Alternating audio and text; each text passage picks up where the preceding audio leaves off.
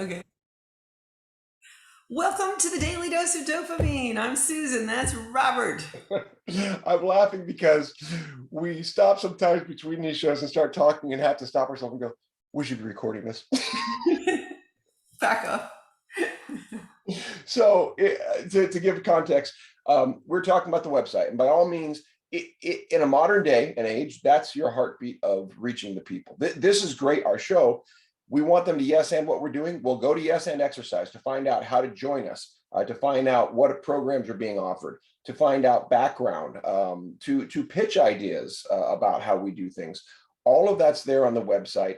And then another segment that's just being added right now, it's under a research tab. You have to look a little bit for it. It says more, and then research is a drop down. What I've recently added are my 3 non-Boys of Summer documentaries. And it's important to me brand wise, because I put myself out here as a storyteller and a teacher of storytelling, that people recognize those roots and can approach them so they go, oh, you are an expert, right? Yeah, you I'm going bet. to sideline that before going forward.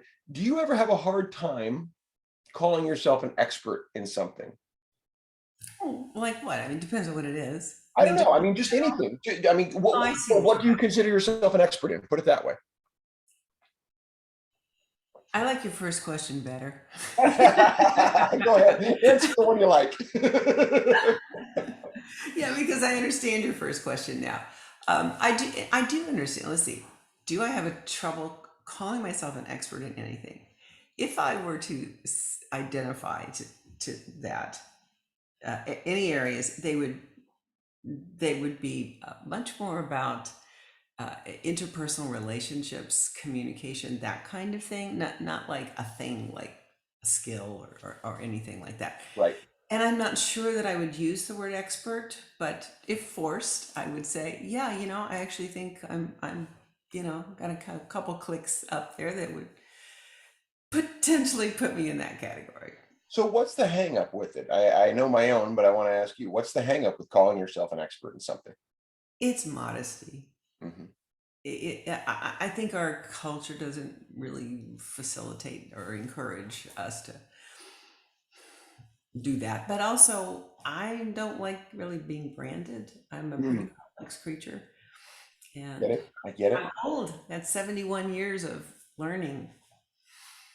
And so, So there's a razor's edge with that, right? Because yeah. here's the thing. We're trying to get yaks out there. In order to get yaks, yes, and exercise to people, they have to know what it is. In order for them to know what it is, we have to, put ourselves out. We are yaks, right? That's who we are. It's the lone nut and the first follower. Here you go, sum and total.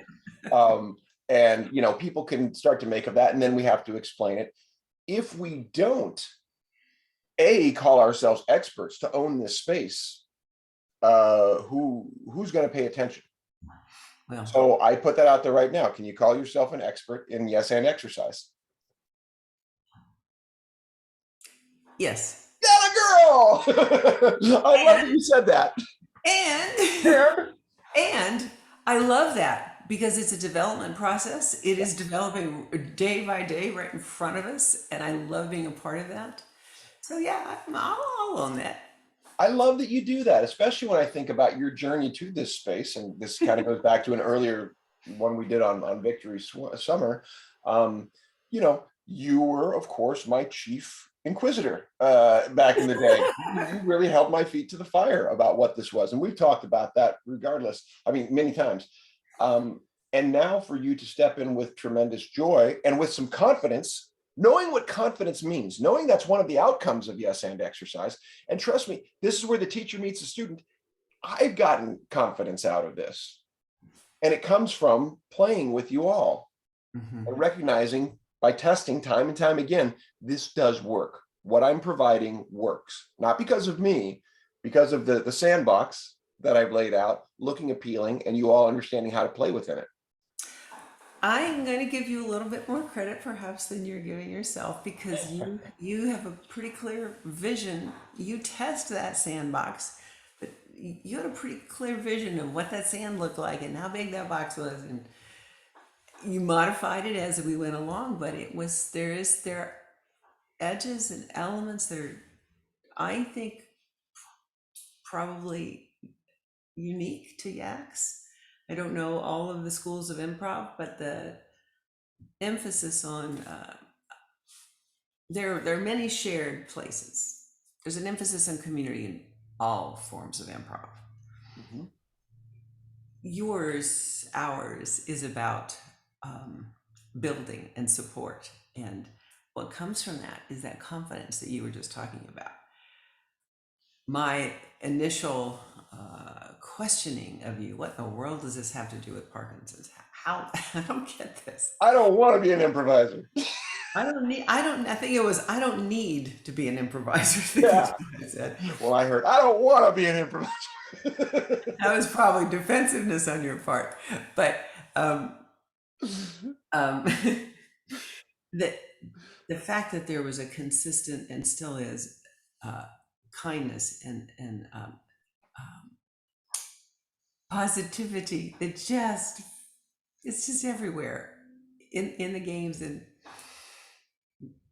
if we feel like we're failing, you've you've created a way for us to celebrate those moments. I mean, that's just really cool.